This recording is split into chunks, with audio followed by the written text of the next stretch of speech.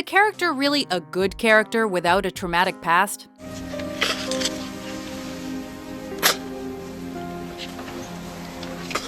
What's wrong? Welcome to WatchMojo.com, and today we're counting down our picks for the top 10 fictional characters with tragic backstories. It seems in your anger, you killed her. For this list, we're taking a look at big screen characters who may seem a little hard to figure out at first. But once we learn about the events in their past, all of their strange or obsessive or murderous behavior sorta makes sense. The majority of the backstory must have occurred prior to the film's start, meaning we aren't counting any character whose story is fully revealed early on, and only those whose histories are alluded to or expanded upon in their cinematic journey.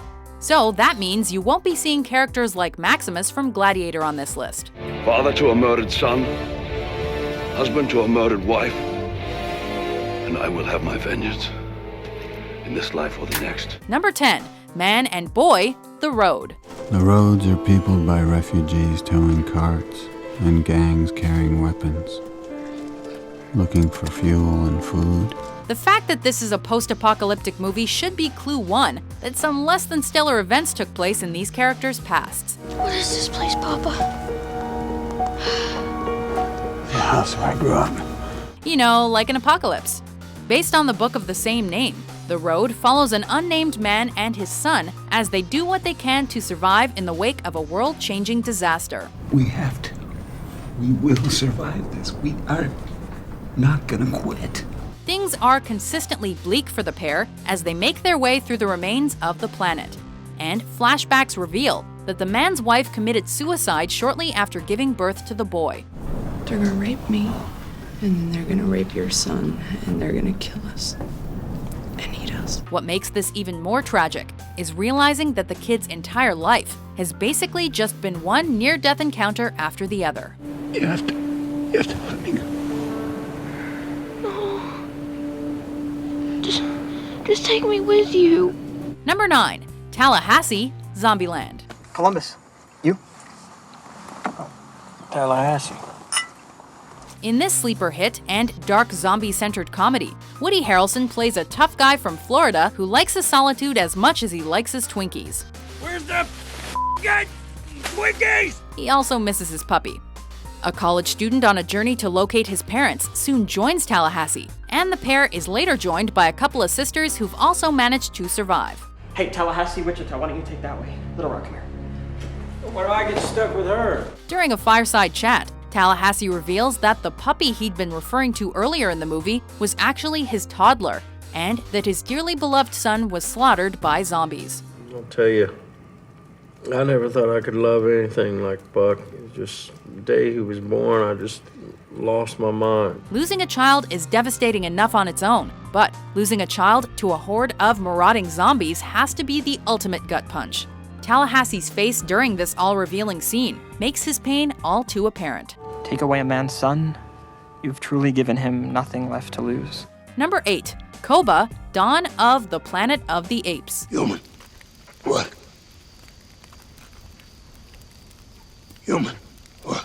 This sequel to 2011's Rise of the Planet of the Apes reveals a world where humans are on the verge of extinction. We're all genetically immune, or we would have been dead a long time ago. After a deadly virus wipes out the majority of mankind, highly intelligent apes have started developing their own civilization.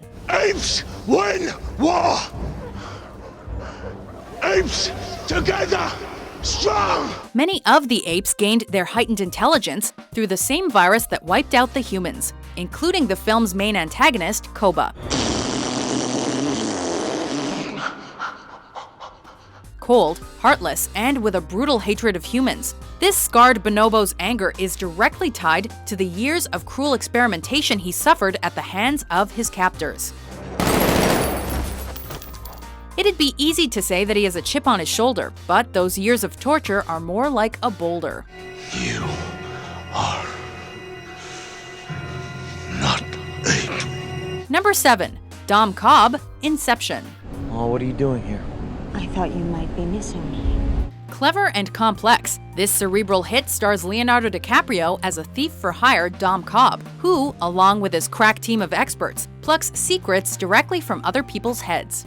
If you can steal an idea from someone's mind, why can't you plant one there instead? He's been hired to perform the pretty tough job of planting an idea in a target's subconscious, and assembles the best and the brightest for the assignment.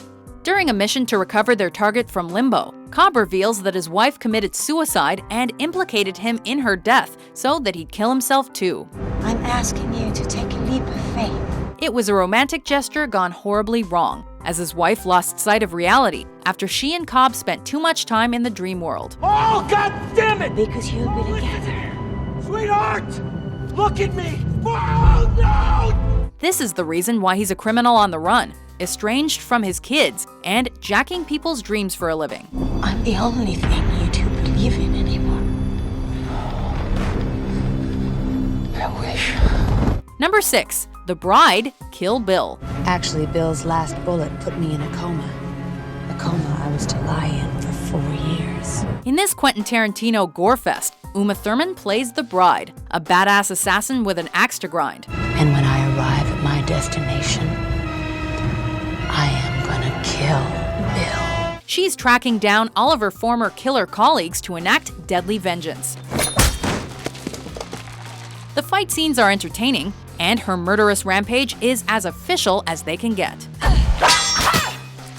In the midst of the bloodbath, it's eventually revealed that her assassin pals attacked her and left her for dead during her wedding rehearsal.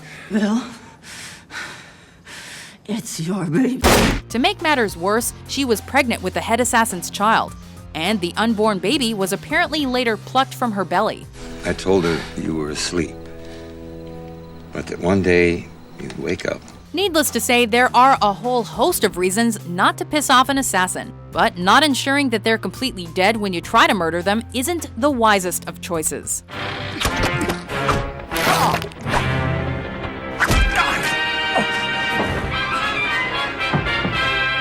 Number 5. Harry Potter, the Harry Potter franchise. You're a wizard, Harry. He may just seem like a regular kid who's happy to leave his unbearable family to attend wizard school, but he's also a boy with a dark past, and he has the scar to prove it. Harry Potter. His bangs hide the visual reminder of an attack on his life when he was just an infant by a perpetually unhappy evil wizard named Voldemort. I'm going to destroy you. After tonight, no one will ever again question my powers. Lord Voldemort, who murdered Harry's parents, was also raised as an orphan and managed to pay it forward in the most miserable way imaginable. You must be the one to kill me, Severus. It is the only way. Only then will the Dark Lord trust you completely. In spite of Harry's hardships, he seems relatively well-adjusted, unlike he who must not be named. You've been so brave, sweetheart. Number 4. Darth Vader, the Star Wars franchise. I'm a person, and my name is Anakin. By most accounts, the Sith Lord, formerly known as Anakin Skywalker, didn't live a charmed life. Born and raised in bondage, he didn't get the carefree childhood you'd expect from most precocious kids. Instead, he worked as a slave before earning his freedom helping out Queen Amidala, and witnessed his mother's death. I wasn't strong enough to save you, Mom. I wasn't strong enough. As it turns out, the Queen becomes the love of his life, but she ends up dying while giving birth to their children. All of this is enough to send any average person over the edge. Throw in his disfigurement in a pool of lava, and it's all he can do not to blow up planets left and right. Number 3. Khan, Star Trek II, The Wrath of Khan. It's not every day that you find yourself exiled to a distant planet. Nor is it every day that your wife gets killed as a result of an explosion that you blame on the same dude that exiled you. They killed 20 of my people, including my beloved wife. In this 80s sci-fi adventure, Ricardo Montalban reprises his role as Captain Kirk's long-standing arch-nemesis, but this time he's out for blood. I cannot help but be touched. I, of course, remember you. Following his wife's death, Khan wants revenge on Captain Kirk for the series of events that led to her demise. Kill Admiral Kirk. He devises a grand plan that involves mind control, a bunch of explosions, and a device that can create planets. Khan was definitely a man who stuck to his goals.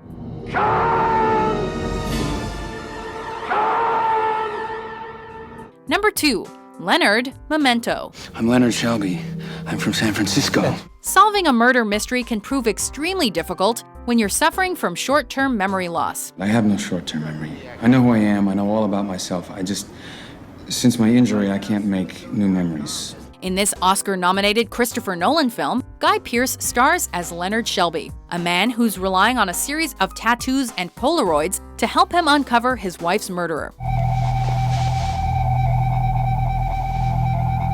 He's unable to form new memories, so he's stuck in a loop of his wife's attack while taking photos and getting inked to leave himself clues to the killer's identity. I killed my wife. He took away my memory.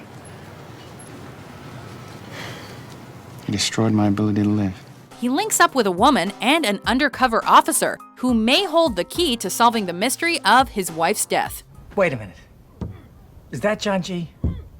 I don't think so. You don't think so? You don't know? You didn't write it down? Well, I might have fallen asleep before I did. For Christ's sakes. It's a brilliant movie with enough twists and turns to make Leonard's backstory the only thing that grounds the plot. Look, memory can change the shape of a room, it can change the color of a car. And memories can be distorted. They're just an interpretation, they're not a record. And they're irrelevant if you have the facts. Before we unveil our top pick, here are a few honorable mentions. My name is Inigo Montoya. You killed my father. Prepare to die.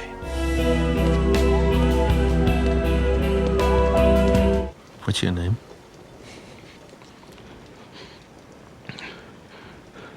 Django.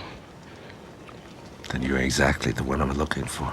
Number 1. Magneto, the X-Men franchise. Oh, it's not so surprising, really. As an antagonist, Magneto is a man of action. Tell me I'm wrong.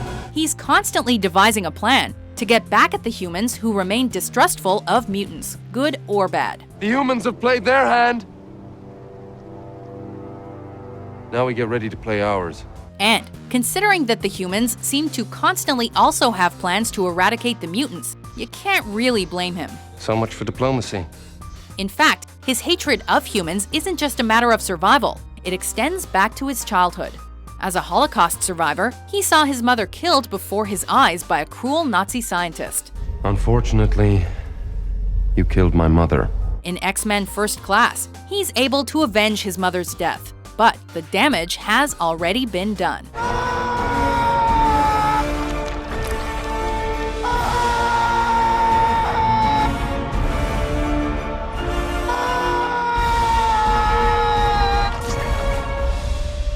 He may not be a bad guy through and through, even in spite of his painful childhood, but he does have some really cool superpowers.